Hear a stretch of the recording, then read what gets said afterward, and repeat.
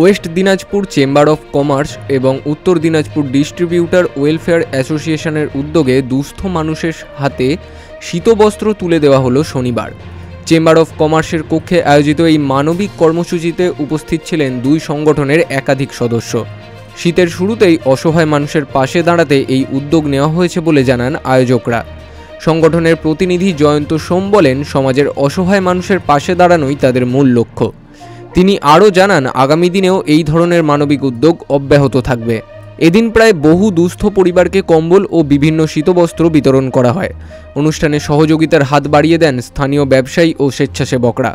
শীতবস্ত্র পেয়ে খুশি সুবিধাবঞ্চিত মানুষজন। আমরা ভর্তি হয়েছি West chamber of commerce and distributor welfare association উত্তর দিনাজপুর যৌথ উদ্যোগে শীতকালীন পরিবেশে দুস্থ যে নাগরিকরা রয়েছে তাদের মধ্যে কম্বল বিতরণ। এটা আমরা প্রথম করছি। এবার আমরা distributor association and chamber of commerce যৌথ উদ্যোগে এটা নিয়েছি, আমরা এটা প্রথম করছি। এবার সমাজসেবামূলক এই কর্মসূচিকে সাধুবাদ জানিয়েছেন উপস্থিত অতিথিরা। রায়গঞ্জ থেকে রামকৃষ্ণ দাসের রিপোর্ট, বিগ নিউজ বাংলা।